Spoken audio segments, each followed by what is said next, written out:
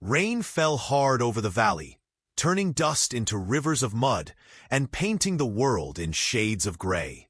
The thunder rolled low, distant yet heavy, like a warning that the night would not pass quietly.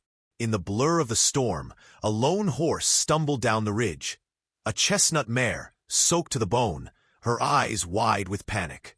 Each breath came in ragged bursts, her sides heaving as she searched the darkness for something that could understand her desperate cry. Behind her, miles away, a faint whimper still echoed where her foal lay trapped under fallen rocks, unable to move. She had run through wind and lightning for one reason only: to find help. Far across the flooded plain, a dim light burned inside an old barn. The mare spotted it between sheets of rain and fixed her gaze on it, driven by instinct and something deeper: trust. Her hooves struck the ground with uneven rhythm as she pushed forward, trembling, her mane plastered to her neck. With every step, she seemed to whisper a plea into the storm. "Please, someone hear me." Inside that barn, Cole Thatcher sat hunched beside a lantern, the flame dancing weakly against the wind that slipped through the cracks. He was a man carved by loss, his hands weathered from years of work that no longer meant much. The walls around him were lined with old tools and empty saddles, ghosts of a life once full. His dog, Rusty, lay curled near his boots, lifting his head now and then at the sound of thunder. Cole stared at the rain through the half-open door, his jaw tense, his eyes tired. It had been 2 years since the flash flood that took his wife, and with her, his will to ride, to rebuild, to believe in anything. When the mare appeared in the doorway, it wasn't a slow realization. It was a shock, a jolt of life breaking through the monotony of grief. She burst in, dripping wet, her breath steaming in the lantern light. Rusty barked once, startled. Cole stood quickly, instinct overriding thought. The mare's flanks quivered, her nostrils flared, and her eyes, wild yet pleading, fixed on him as if she recognized something human in him that could still help. He stepped closer, cautious, his voice low. "Easy now, girl. What's got you running through a storm like this?" The mare took a half-step forward, then pawed at the ground, shaking her head toward the open field. Her body trembled, muscles tensed like a bowstring waiting. Cole frowned. Something in her movements wasn't just fear. It was urgency. He could have ignored it.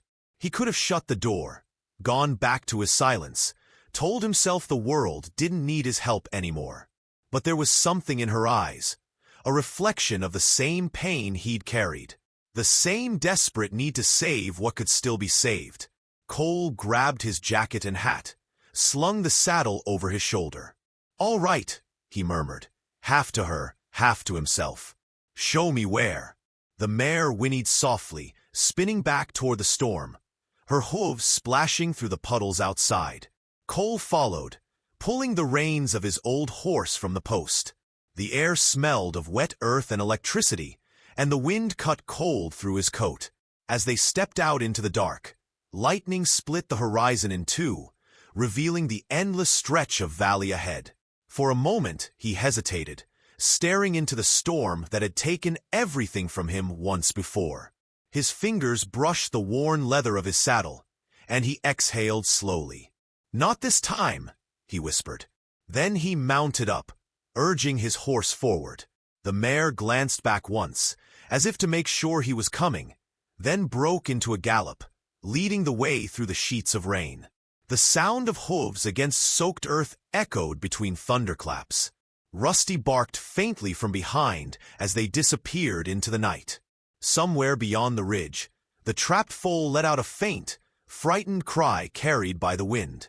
Cole couldn't hear it yet, but the mare did, and it drove her faster. Each flash of lightning illuminated her path, and the cowboy who followed her began to feel something stirring beneath the weight of his sorrow. Purpose, maybe even hope. The storm swallowed them whole, man and horse, two lost souls chasing the faintest chance of saving another. And as the thunder faded behind them, only the sound of the rain remained, steady, relentless, alive. The storm pressed harder as they rode deeper into the wilderness. Wind whipped against Cole's face, sharp as glass, and rain soaked through his jacket until it clung to him like a second skin. The mare ran ahead, her chestnut coat glistening under the flashes of lightning, her strides uneven but determined. She didn't falter. Each cry of thunder only seemed to push her faster, as if the storm itself were chasing her towards something that mattered more than fear. Cole gritted his teeth and kept pace, the reins cutting into his palms. His old horse, Whiskey, snorted and shook his head, but followed willingly. Somewhere beyond this storm, a life hung in the balance. The land around them turned into a river of mud and broken roots. Shadows of mesquite trees swayed violently, their branches reaching like arms in the dark. Cole leaned low in the saddle, trusting the mare's direction more than his own sight. Every few yards, she turned her head back, eyes wide, checking if he was still there. He nodded each time, though she couldn't understand the words that left his lips. "I'm right here, girl. Let on." It was strange how natural it felt to talk to her, as if she carried something human in her resolve. As they climbed the narrow ridge, lightning illuminated the valley below, a vast sweep of water and stone, a world drowning beneath the sky's fury. Cole's breath came hard. The air stung his lungs with the taste of salt and iron. He remembered another night like this, another storm that had torn through without mercy. His wife, Nora, had been trapped on the far side of the creek, and he hadn't reached her in time. That memory lived beneath his ribs like a thorn. He'd avoided storms ever since, hiding behind the quiet ache of routine, pretending the world had already taken enough from him. Yet here he was again, chasing through thunder because some broken creature had asked him to. Maybe, he thought, this was his chance to finally do what he couldn't before. The ridge grew steeper. The mare stumbled once but caught herself, hooves scraping against slick stone. Cole swung down to steady her, running a hand along her soaked mane. "Easy now," he murmured, voice lost in the wind. "We'll get there." She trembled, but didn't back away. Her trust was quiet, unspoken, and that trust tightened something inside him, a reminder of what it meant to be needed. When they reached the top, the path ahead vanished under the roar of a flooded river. The bridge that once crossed it was gone, swallowed by the torrent. The current slammed against the rocks, wild and white.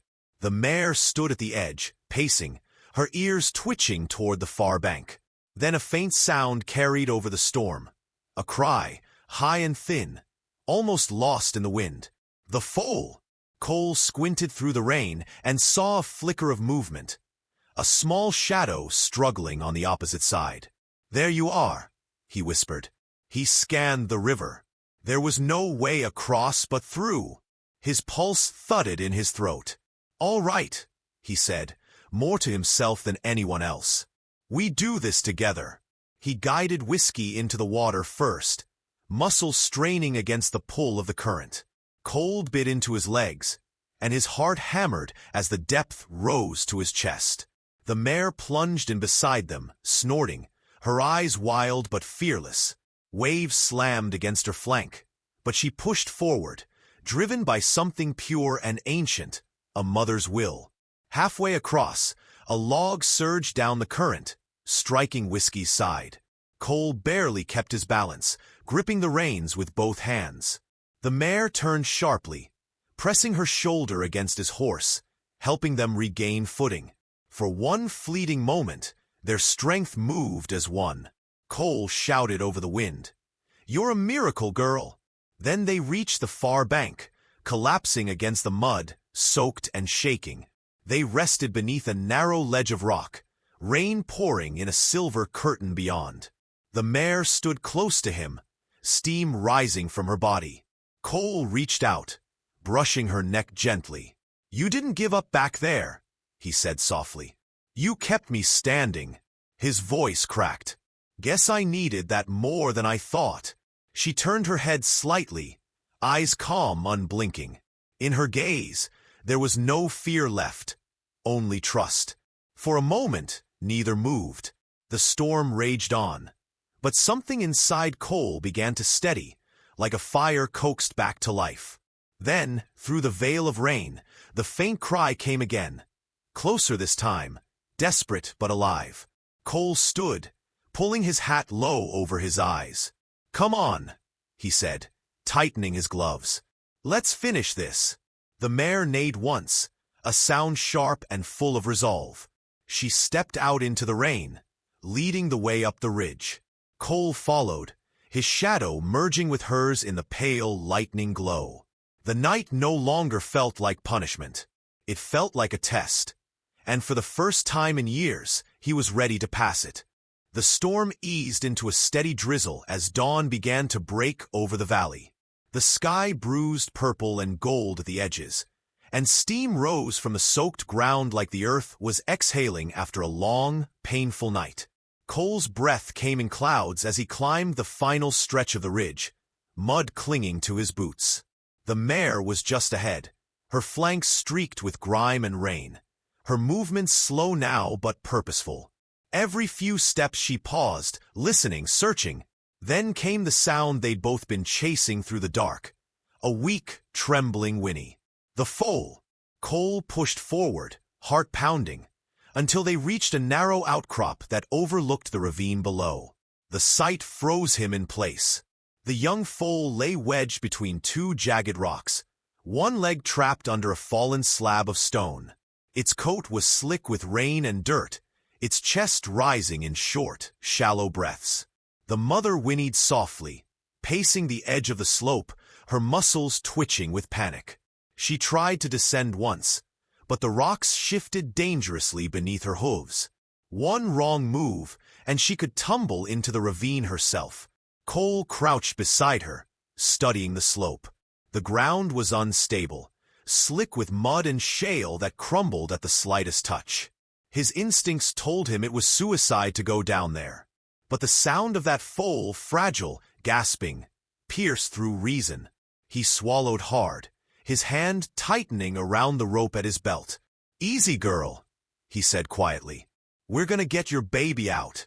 The mare snorted, stamping the ground, her eyes wild with fear and hope tangled together. Cole tied one end of the rope around a thick root jutting from the hillside, then looped the other around his waist. The memory of another rescue gone wrong flashed across his mind. Nora's face in the storm, her voice calling his name before the current took her.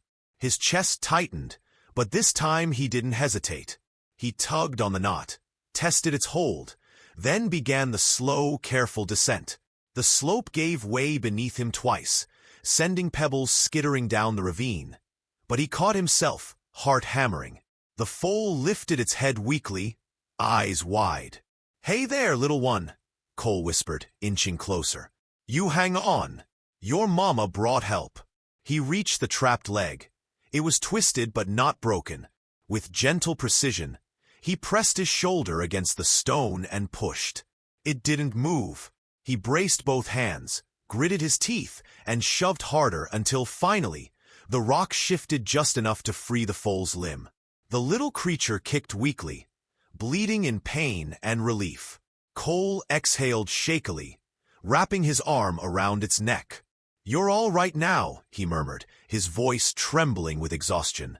Above, the mare neighed frantically, her hooves scraping the edge. Cole shouted up to her. "I've got him. Just a second." He tied a loop around the foal's middle and began hauling, step by step, guiding it upward while keeping the rope taut. His boots slipped, his muscles burned, but he didn't stop. The foal stumbled once, nearly falling back, but the mare lunged forward, grabbing the rope in her teeth to pull. It was a strange, powerful sight. Man and animal united in the same desperate rhythm, each refusing to give up. When they finally reached the top, Cole collapsed to his knees, gasping. The foal wobbled to its feet and pressed against its mother, trembling. The mare lowered her head to nuzzle her baby, her breath warm and trembling with relief. Cole leaned back on his hands, soaked and shaking, watching them through blurred eyes. "You did good," he whispered, half laughing, half crying. "You both did real good." Then the ground trembled. A low rumble rolled beneath him. The storm had loosened the hillside. He barely had time to react before part of the ridge began to slide. Rocks cascaded past, striking his shoulder, knocking him backward. The mare reared, neighing, but didn't run. She stayed close, her body between him and the edge. Cole clawed for a hold and managed to grab the rope, dragging himself up through the collapsing mud until he rolled clear. He lay there panting, the world spinning, until he felt the soft nudge of a muzzle against his arm. The mare stood over him, breathing hard, her eyes fixed on his. For a moment, neither moved. Rain dripped from her mane onto his sleeve. Cole lifted a trembling hand and rested it gently against her cheek. "Guess we both made it," he whispered. The foal pressed close to her side, steady now, alive. The sun broke through the clouds, casting light across the valley. A light clean and soft, like forgiveness. Cole closed his eyes briefly, letting it wash over him, the ache in his chest easing for the first time in years. When he opened them again, the mare and foal were standing together at the ridge, framed by the golden dawn. The storm had passed. The world felt new, and somewhere deep inside him, something long buried began to breathe again. Days later, the valley had returned to silence. The storm that had ripped through the land now seemed like a distant dream, its scars softening beneath sunlight and wind.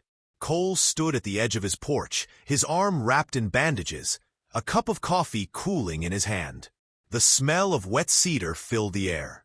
Beyond the fence line, the grass shimmered with dew, and a light mist clung to the foothills.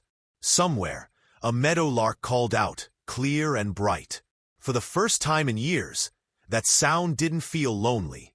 It felt alive. He hadn't gone back to the ridge right away. The doctor from town had stitched his shoulder and told him to rest, but rest had never come easy. Nights brought flashes of thunder, the sound of rushing water, the memory of the mare's eyes staring down at him in the rain. Gratitude and disbelief tangled in his chest like roots. He hadn't been the one to save them. Not really. They'd saved him, dragged him out of a place darker than any storm could touch. On the third morning, a soft sound broke the quiet. Hooves on wet earth. Cole turned toward the gate. The mare stood there, chestnut coat glinting under the pale sun, her foal beside her. They looked healthy now, stronger. The foal's once swollen leg carried it easily as it shifted close to its mother's side. Cole's throat tightened as he set his mug down and stepped off the porch. "Well, I'll be," he whispered. "You too found your way back." The mare lifted her head, ears twitching, eyes calm. She took a step forward, then another, until the distance between them was nothing but breath and air. Cole held still, heart drumming softly, not wanting to break the fragile trust that had once saved all three of them. The foal nudged his leg, curious and unafraid. He laughed quietly, the sound rusty but real. "You remember me, huh?" He noticed then the faint scar along the foal's leg, healed clean. The wound that should have taken weeks was gone in days. The local vet had said it was near impossible. Cole didn't know what to call it, luck, nature, or something higher, but he'd seen enough in the storm to believe in miracles again. The mare snorted softly, pressing her nose against his shoulder. Cole reached up, hand resting against her jaw, and for a long moment neither moved. It wasn't gratitude she offered, it was acknowledgement, a shared understanding that neither of them had made it through the dark alone. Word spread across the small town before long. Folks came by, asking if the story was true. The wild mare that ran through a storm for help, the cowboy who followed her into the night. Some called it foolishness, others called it faith. Cole didn't argue either way. He only said, "Sometimes you just listen when the world asks you to move." The mare became a regular visitor after that, grazing near the fence at dawn, the foal always at her side. Rusty would bark softly from the porch, tail wagging, and Cole would smile, tipping his hat to her like an old friend. The ranch began to change too. He started repairing the roof, mending the fences, cleaning out the old stalls.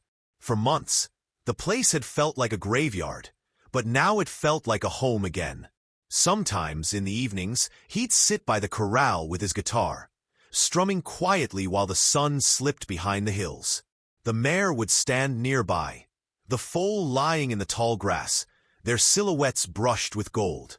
He found himself speaking out loud again, though no one else was there to listen. "You know," he said one dusk, voice low and warm, "I used to think the world ran out of good things after I lost her.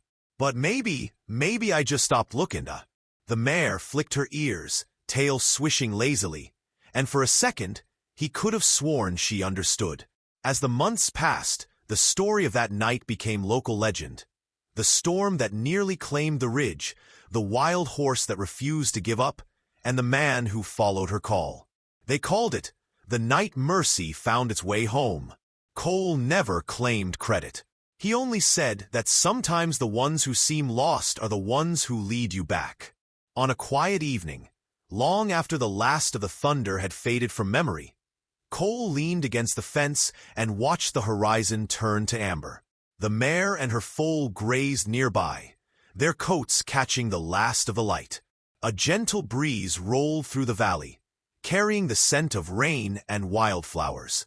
Cole closed his eyes, a faint smile tracing his lips. "Thank you," he whispered.